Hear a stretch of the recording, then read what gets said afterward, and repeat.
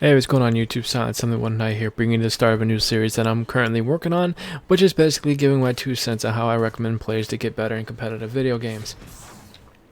This series is mainly going to be towards players who are newer and looking to get better in video games, but can also be catered towards veteran players who are looking to come back after a while or whatever the reason. Now, I will be using Destiny as the main game for this series just because I feel like Destiny has some of the best gaming fundamentals that you can use across many games, from raids to basic shooter mechanics, etc, etc. Kudos to you, Bungie, for doing this. But before we get into the video, guys, if for any point during this video, if you actually like the video, by all means give it a thumbs up. I mean, it would help. Alright, but if you guys at any point like the video, by all means smash that like button. If you have any tips for other players or even any feedback for me, by all means leave it in the comment section down below. And any feedback you guys leave for me helps me make better content for you guys to enjoy. And last but not least, according to my analytics guys, 80% of the people who watch my content aren't subscribed. So if you would like to subscribe, by all means smash that sub button and it would mean the absolute world to me. Alright, biggest tip that I could recommend players looking to get better should do or focus on is to try to eliminate as many deaths as possible. If you believe that your death doesn't affect the game as much as you think it does, or that much in general, then you would be absolutely mistaken. Now, why do I say this? Well, two reasons. One, the guy who just killed you, right?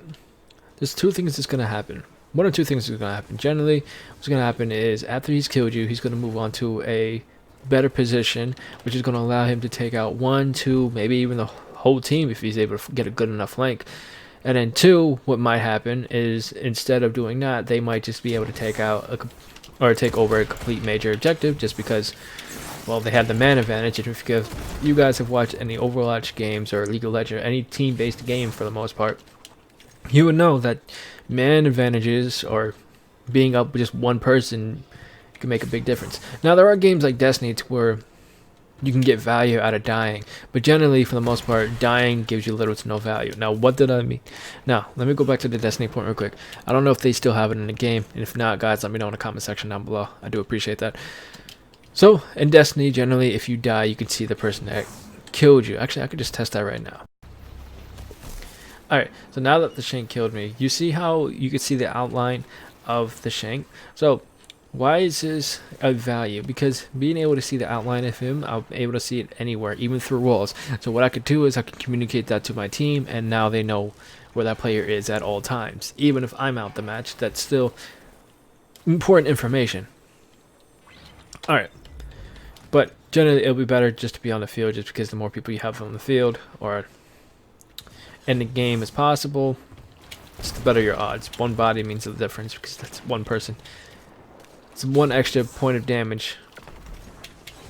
That's one extra point in the game that's taking damage, other than just one person. If that makes any sense, I don't think it does. All right, so you guys are probably thinking, okay, so what would you recommend to avoid as dying? Well, first you need to recognize the mistakes that you're making, and everybody makes mistakes. Behind every death, there is a mistake, and whether or not you choose to believe it's a mistake or just blame it on something else, like lag, for example, at the end of the day, there is a mistake that you did that led you to that death. Even if it wasn't just lag, even if it's just lag, you could have played around the lag. You could have avoided the guy completely. In some cases, I'll be fair. Okay, so what I want you guys to do, right, to get better, is I want you to record 30 seconds up to a minute of. Okay, so what I want you guys to do, right, to get better, is start recording your deaths. But not just the death itself, right? I mean, that's pretty much obvious.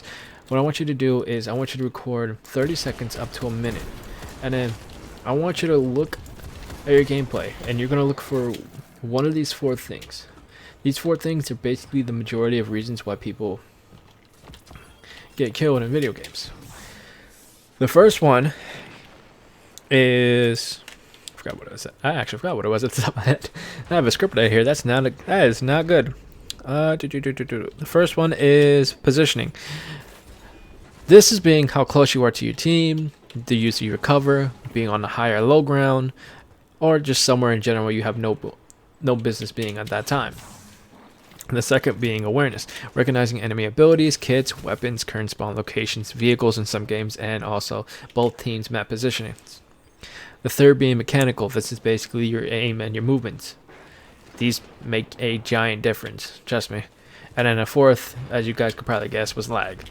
This I consider its own category, and each of these categories will pretty much have its own video later on the series, because I believe just trying to go in depth on all of them in this video would just take too long, as just an introduction video to the series anyway.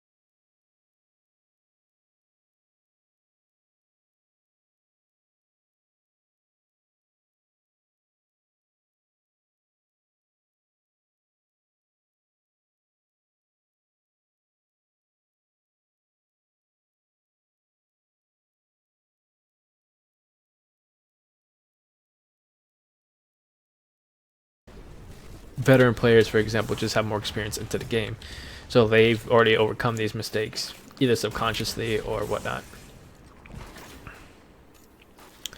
Now, what I want you guys to do is that to get better.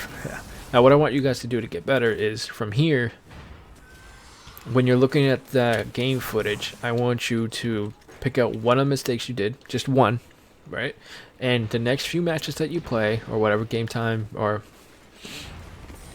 how for the next few matches or whatever game session, how long your next game session is, what I want you to do, right, is I want you to try to focus.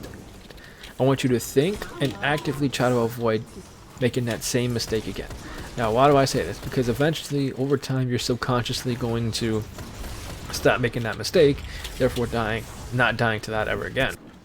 And then as you keep going down the list, okay, you stop making that mistake. So now what can you do? You can work on the next one. So say my positioning was bad in one game. Say I'm not using cover. Okay, so this next game, right? This next game I'm in, I'm going to actively try to use cover in every one of my engagements. Now, generally, 90% of the time you can get into the cover. Now, if you're in a position where you're low on health and you need to fight somebody, what can you do? You could try to see if there's cover nearby. But that also goes into awareness. You should know if there's cover not nearby on a map. And again, later in the series, I'll make videos on this. Anyways, guys, if this video helped you out at all, by all means, hit that like button. If you guys have any feedback or tips for me, go ahead and let me know in the comment section down below. And if you guys enjoy this type of content and want to see more of it, by all means, smash that sub button. Thank you guys for watching, and I'll catch you guys next time. Peace.